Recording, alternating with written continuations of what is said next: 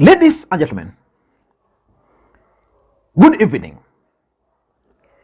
I have always opined on this platform that in politics nothing happens out of mere coincidence, and that everything in politics is normally well planned, well scripted, and executed to achieve a specific political objective. What's the secret behind Uhuru Kenyatta's silence after handing over power to President William Samoei Arap Ruto? Because for those who follow the politics of this country very closely, on the day Uhuru Kenyatta handed over power to William Samoei Arap Ruto, he was supposed to head after Kasarani to State House, where he was going to be hosted for a luncheon by President William Ruto. And then from State House, he was supposed to be flown using a military chopper up to his residence. As guests were waiting for Uhuru Kenyatta to arrive at State House, his vehicle just drove past State House. And from that moment up to now, Uhuru Kenyatta has maintained his silence. And today, William Samoei Arap Ruto, while speaking or addressing the nation from Parliament, actually mocked Uhuru and Raila. And that is what has informed this video. Why is Uhuru Kenyatta silent? In summary, and this only happens, by the way, in Kenya, the sitting deputy president became the candidate of the opposition. And the leader of the opposition became the candidate of government. And as things would be, the opposition candidate won the election and became president. And the president became the leader of the opposition party. That's the beauty of our democracy. So in this video today, I want us to look at why, the secrets behind Uhuru Kenyatta's silence. Before we do that, in case you're watching the channel for the first time, I want you to take a second or two, click the subscribe button so that next time we produce a video like this, YouTube will automatically notify you. And to the subscribers, I want to continue thanking you guys for your continued support, because without the support, this channel cannot be where it is. Now, why is Uhuru Kenyatta silent? Because remember, we've had presidents before. At least we had Moi, we had Kibaki, those ones I saw with my naked eyes. And after Kibaki retired, you know, he could still host people here and there. You could see him meeting a few of his friends visiting him. The same to former President Daniel Toroitich arap Moi. And Uhuru Kenyatta, being a young person, was expected to be active, especially after retirement. And because Uhuru Kenyatta is a person who is always very free, it was expected that at least Kenya would be seeing Uhuru Kenyatta either dancing here, meeting friends here, doing this, doing that. But since he handed over power, Uhuru Kenyatta has maintained his silence. What is the secret behind that? Number one, in my view, I tend to think that Uhuru Kenyatta was really disappointed. And the fact that he never supported Ruto and Ruto managed to outwit him and became the president, I think he's still waiting to read William Ruto's moves, especially towards him. Because remember, on the day William Ruto was being sworn in, Rigathi Gachagua spoke, and Uhuru Kenyatta was annoyed. Allies of William Ruto have been saying certain things which Uhuru Kenyatta is not happy about. So I think there is a feeling, in fact there was that strong feeling, that William Ruto was likely to punish Uhuru Kenyatta, if not his close associates. So I tend to think that Uhuru Kenyatta is still silent because he's trying to monitor the moves which William Ruto and his government are going to make. How are they going to relate with him? Of course, William Ruto stated that he was going to give Uhuru Kenyatta a job. I'm not so sure whether Uhuru Kenyatta took that job offer, because personally, I also indicated on this platform that taking that offer by Uhuru Kenyatta would tantamount to surrendering, because Uhuru will then be reporting to William Ruto, and their relationship has not been good. These guys, when Uhuru was the president, he never used to meet Ruto.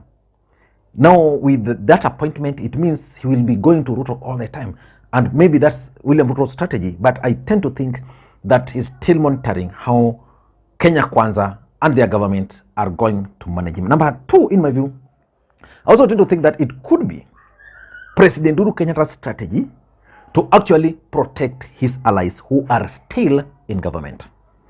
William Ruto maintained only, I can say, two people in government, former cabinet secretaries, Monica Juma and Chelugoi. Of course, Chelugoi is his right-hand man, but only Monica Juma was a close associate of President Uhuru Kenyatta. And most people are now concluding that probably Monica Juma was the Trojan horse which was being used by Ruto to really penetrate or get more information about the government. So, but there's so many people who were appointed by Uhuru Kenyatta who are still in government, because Uhuru Kenyatta was the president for 10 years and majority of presidential appointments were mostly his allies. So I think one of his strategy is to protect these people by just remaining silent, so that some of them will be considered, some of them will not be considered. If one of his friends or ally associate is heading a parastatal, how the ones doing business with government. So I tend to think that Uhuru Kenyatta is just trying to protect some of those people, because if he were to start talking today, and maybe the way I know, if he was to start talking today and start taking on the government, probably some of these people will be victimized. That's how our politics is actually designed. So it's just protecting them. Number three, I also tend to think that it could be Azimio's strategy to let Kenya Kwanza rule uninterrupted. If you've been reading the mood of Azimio supporters, they don't wish Kenya Kwanza government to be interrupted. In fact, yesterday, I saw a statement by Raila Odinga spokesperson, where Raila Odinga was calling on Interpol to investigate the cause of death of Paul Gisheru, who was one of the ICC witnesses. And Azimio supporters were not happy that Raila Odinga was still releasing such kind of statements.